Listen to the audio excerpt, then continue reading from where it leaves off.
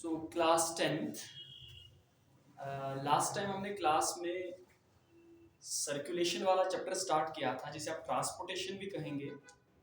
Circulation वाले chapter में हमने ऑलरेडी ब्लड को पढ़ लिया था और ब्लड के साथ साथ ब्लड में ही मौजूद जो ब्लड के कंपोनेंट्स हैं जैसे प्लाज्मा को डिस्कस कर लिया था और आरबीसीज को भी डिस्कस कर लिया था। आज हम ब्लड में ही मौजूद एक और नया सेल है जिसे हम WBCs कहते हैं, उसको आज हम डिस्कस करने जा रहे हैं। WBCs को हम व्हाइट ब्लड कॉर्पसेल्स भी कहेंगे और WBCs को ही हम ल्यूकोसाइट्स भी कहेंगे। सो WBCs को आप व्हाइट ब्लड कॉर्पसेल्स कहें या WBCs को आप ल्यूकोसाइट्स कहें, बात तो एक ही है। अभी बेसिकली WBCs RBCs के ही जैसे एक सेल होते हैं, ठीक है, लेकिन इनका फंक्शन आरबीसी के जैसा नहीं है, इनका शक्ल सूरत आरबीसी के जैसा नहीं है। आरबीसी में हमने ये देखा था कि आरबीसीज ब्लड में ही मौजूद एक ब्लड का सेल है, ब्लड कॉर्पसेल है। उसके बारे में हमने ये भी देखा था कि आरबीसी ई न्यूक्लिएटेड होता है, यानी आरबीसी के अंदर एक हीमोग्लोबिन नाम का पिगमेंट मौजूद होता है जिसकी वजह से जो ऑक्सीजन बॉडी के अंदर एंटर होगी वो उसी हीमोग्लोबिन के साथ मिक्स होकर ब्लड में आगे बहती है। अब अगर WBCs की बात करें ना, सो WBCs बॉडी के सोल्जर सेल्स कहलाते हैं। WBCs बॉडी के सोल्जर सेल्स कहलाते हैं। अब सोल्जर सेल्स बेसिकली क्या? देखो, WBCs ऐसे सेल्स हैं जो हमें बाहर से आए हुए जो माइक्रोब बॉडी के अंदर घुसते हैं ना, उन माइक्रोब्स को ये WBCs पकड़ पकड़ के खाते हैं, उनका खात्मा कर देते हैं। अब क्योंकि WBCs बाहर से आए हुए पैथोजन के खिलाफ एक्शन लेते हैं और उन पैथोजन्स को मार देते हैं, उनका फेगोसाइटोसिस कर लेते हैं, इसीलिए हम WBCs को बॉडी के सोल्जर सेल्स कहते हैं। यानी ये एक किस्म का बॉडी को ना बचाव का काम करते हैं हमारे लिए, और मौजूद कहां पर है? ब्लड के अंदर मौजूद है। अब अगर इस WBCs को और ज्यादा डिटेल में समझा जाए तो इस WBC को जब डिटेल में देखा जाएगा तो WBC कोई एक सेल नहीं है, ये याद रखना। WBC ब्लड में तो मौजूद है लेकिन ब्लड के अंदर कोई एक सेल नहीं है। WBCs बहुत अलग अलग किस्म के, बहुत सारे किस्म के WBCs हैं। अब अगर कुछ WBCs की बात करें तो उनमें से आते हैं जैसे मोनोसाइट्स आएंगे, यानी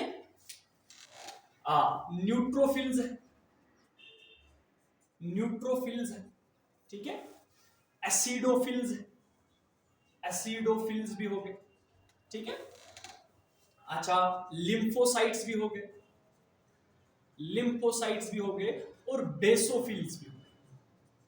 सो देख लो, WBCs कोई एक सेल नहीं है। WBCs की काफी सारी किस्में हैं जो मौजूद कहां पर है? ब्लड में ही मौजूद है।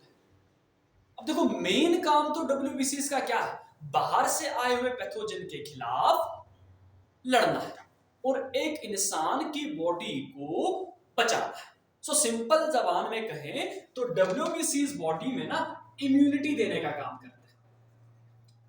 इम्यूनिटी मतलब बीमारियों से लड़ने की ताकत, यानी अब कोई पैथोजन बॉडी के अंदर घुस गया और उस पैथोजन को खत्म करना है तो उस पैथोजन को खत्म करने के लिए बॉडी के ये जो WBCs व्हाइट ब्लड सेल्स जिन्हें आप कहते हैं ना, यही रेस्पॉन्सिबल है। अब इन WBCs में से भी कोई एक WBC है जैसे लिम्फोसाइट्स कहते हैं ना। सो लिम्फोसाइट्स तो सबसे खतरनाक WBC। बॉडी में जो इम्यूनिटी देने का काम है वो WBCs का तो है, लेकिन WBCs में से जो मेन WBC है लिम्फोसाइट्स, यही मेन ऐसा WBC है जो बॉडी में इम्यूनिटी देने का काम करता है। मतलब अगर कोई बॉडी के अंदर कोई पैथोजन घुसपैठ कर गया, बॉडी के अंदर एंटर हो गया, तो उस पैथोजन को मारेगा तो डब्ल्यूबीसी, लेकिन डब्ल्यूबीसी में से भी कौन सा? लिम्फोसाइट, उसके खिलाफ लड़ेगा। और बाकी कुछ जैसे न्यूट्रोफिल्स की बात करें ना, तो ये फेगोसिटिक सेल्स है, मतलब कि बाहर से आए हुए पैथोजन को खाने का जो जिम्मा है ना, वो न्यूट्रोफिल्स का। सो कुल मिलाकर देखें तो कुछ डब्ल्यूबीसीज बाहर से आए हुए पैथोजन को पकड़ पकड़ के खाएंगे और कुछ लड़ेंगे। तो ओवरऑल देखा जाए तो डब्ल्यूबीसीज कर क्या रहा है?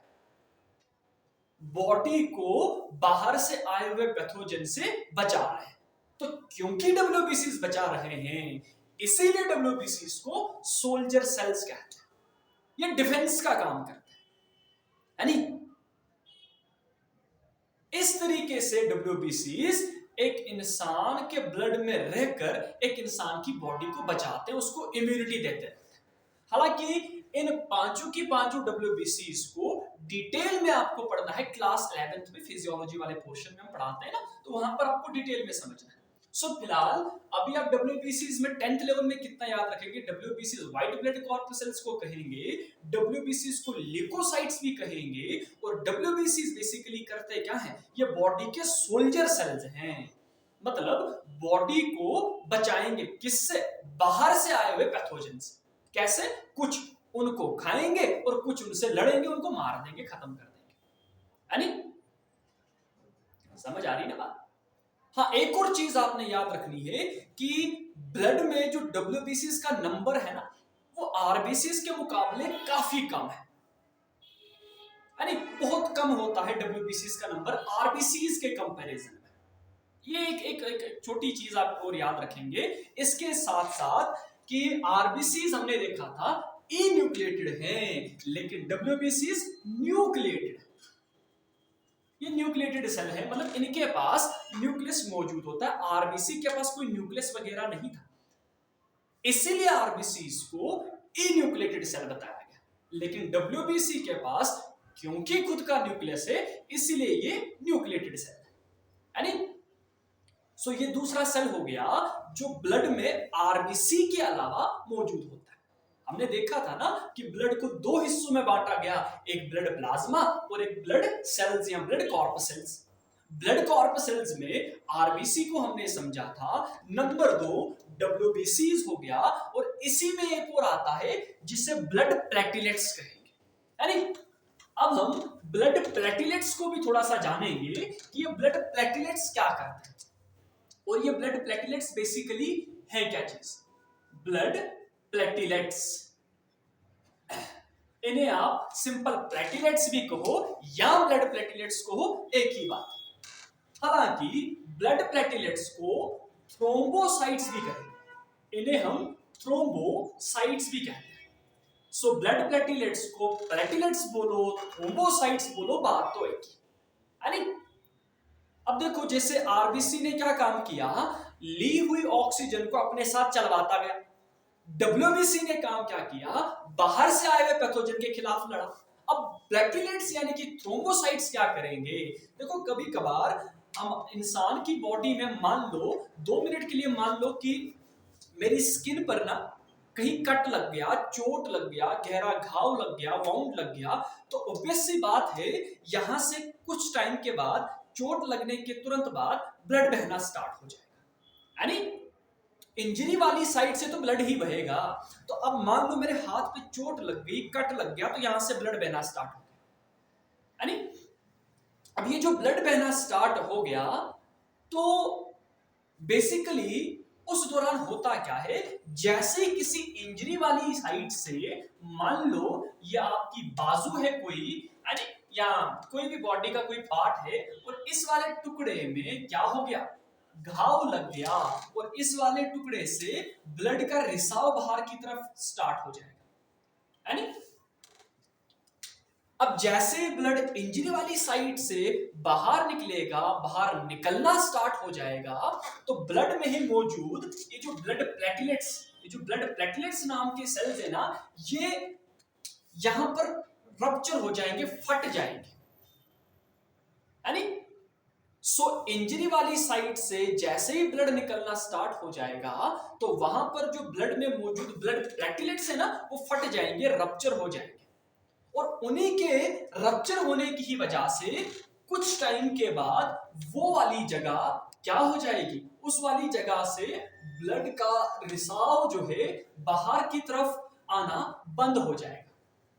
कुछ टाइम के बाद उस जगह से ब्लड का रिसाव बाहर की तरफ आना बंद हो जाएगा, और इस चीज को ब्लड क्लॉटिंग कहते हैं। इसको ब्लड क्लॉटिंग कहते हैं। ब्लड क्लॉटिंग कहते हैं। ब्लड क्लॉटिंग को क्या मतलब, ब्लड क्लॉटिंग मतलब खून का जमना। सो हुआ क्या, इंजरी वाली साइड से ब्लड निकला, ब्लड जैसे निकला तो ब्लड में मौजूद ब्लड प्लेटलेट्स फटे, उनके रप्चर होने की वजह से, फटने की वजह से, टूटने की वजह से उस इंजरी वाली साइड में कुछ टाइम के बाद उस इंजरी वाली साइड से ब्लड का रिसाव बाहर की तरफ बंद हो जाएगा, रुक जाएगा, मतलब ब्लड जम जाएगा, ब्लड क्लॉट हो जाएगा, ब्लड क्लॉटिंग हो जाएगी, है नहीं। सो ये ब्लड क्लॉटिंग किसने की, ब्लड प्लेटलेट्स ने की, थ्रोम्बोसाइट्स ने की। सो कुल मिलाकर देखें तो थ्रोम्बोसाइट्स या ब्लड प्लेटलेट्स क्या करते हैं, ये खून जमाते हैं, ये खून जमाने वाले सेल है नहीं। अगर किसी की चोट लग जाती है तो वहां से जो खून का रिसाव बाहर की तरफ आना स्टार्ट हो जाता है, तो कुछ टाइम के बाद वो खून आना उस जगह से बंद हो जाता है। उसका सिंपल सा कारण यही है कि ब्लड प्लेटलेट्स की वजह से वो खून का रिसाव बाहर की तरफ बंद हो जाता है। अब देखो इसके पीछे बहुत बड़ा मैकेनिज्म है, आपको 10th लेवल में वो नहीं समझना है, 11th लेवल में समझना है। आप इतना याद रखें कि ब्लड प्लेटलेट्स ही वैसे सेल हैं जो उस इंजरी वाली साइड पर कुछ टाइम के बाद ब्लड को बाहर आने से रोकते हैं, ब्लड की क्लॉटिंग कर देते हैं। ब्लड क्लॉटिंग को आप कोगुलेशन ऑफ ब्लड भी कहते हैं, कोगुलेशन ऑफ ब्लड भी कहते हैं। सो ब्लड क्लॉटिंग बताएं या कोगुलेशन ऑफ ब्लड बताएं, एक ही बात है।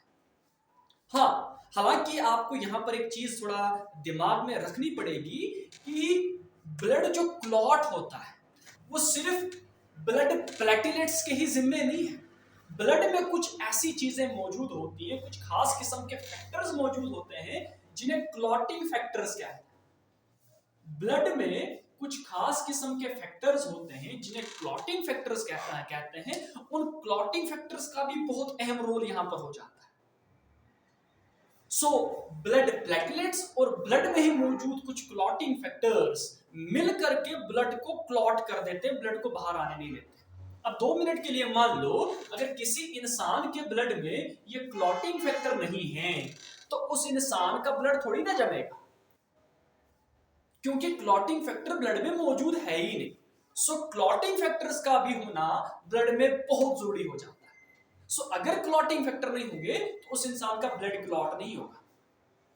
अब जिस इंसान के ब्लड में क्लॉटिंग फैक्टर नहीं है और उस इंसान का ब्लड अगर नहीं रुक रहा है तो ऐसी बीमारी को हीमोफीलिया कहते हैं। ऐसी बीमारी को हीमोफीलिया कहते हैं। सो हीमोफीलिया बेसिकली ऐसी डिजीज है जिस डिजीज में इंसान का ब्लड बहता ही जाता है, क्लॉट होता ही नहीं है। और वजह क्या है, उस इंसान के ब्लड में क्लॉटिंग फैक्टर्स मौजूद नहीं है, एब्सेंट है। तो इस बीमारी को हीमोफीलिया कहेंगे, हालांकि इसको ब्लीडर्स डिजीज भी कहते हैं। ये भी हायर क्लासेस में हम डिटेल में देखेंगे। सो ब्लड में एक आरबीसी आ गया, एक डब्ल्यूबीसी आ गया और एक ब्लड प्लेटलेट्स आ गया, तो इन तीनों सेल्स को आप डिटेल से समझेंगे, अच्छे से समझेंगे, ठीक है ना।